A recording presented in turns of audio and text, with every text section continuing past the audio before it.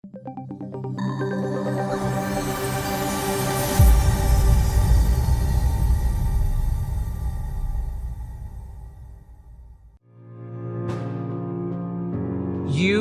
are responsible for your life. And if you're sitting around waiting on somebody to save you, to fix you, to even help you, you are wasting your time, because only you have the power to take responsibility to move your life forward.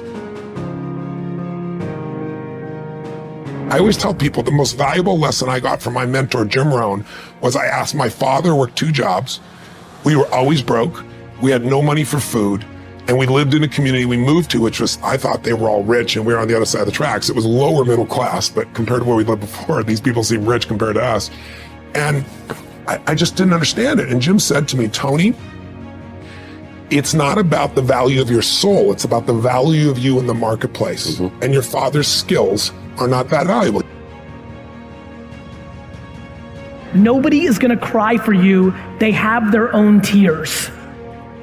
One thing I'm positive about is how ROI negative complaining is and how much I'm trying to suffocate the practice of it.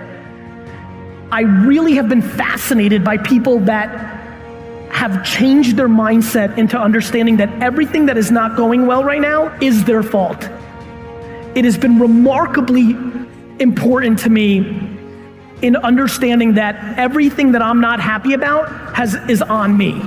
It's a remarkably interesting brain twist. The amount of energy spent on things that you can't control versus being accountable to what you can control has been a huge separator for me in the last 4 or 5 years as I've dug deep.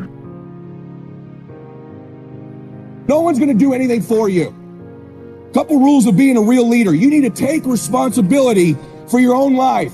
Bringing energy to your team, leading in recruiting, leading in leadership, leading in growth. Nobody owes you anything, but you owe other people everything. That's what a leader does. You take responsibility. You know exactly right now what you're not doing. It would be criminal of you to leave here and say, I don't know what to do. You know exactly what you're afraid of. You know exactly what you've been avoiding, and you got to make a decision to change it. You know exactly what it is. Don't BS anybody. You know what you need to do different. You know the changes you need to make. And if you can do that and stop kidding yourself, you can win. You can overcome your fear, overcome procrastination, whatever that is. I say to people, you got to participate in your own rescue. You've got to retool yourself. There are no skill sets in community colleges today, for the most part, that are going to prepare you for the economy or a job that's there. So what is that going to do? You're just going to waste more money, more time. We need to retool ourselves. The government's not going to do it for you.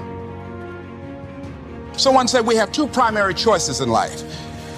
We can either accept conditions as they exist, or we can take the responsibility to change them. See, a lot of people want to exempt themselves from taking responsibility. All they want to do is talk about the problem. Every time you see them, they'll tell you their story over and over and over and over again.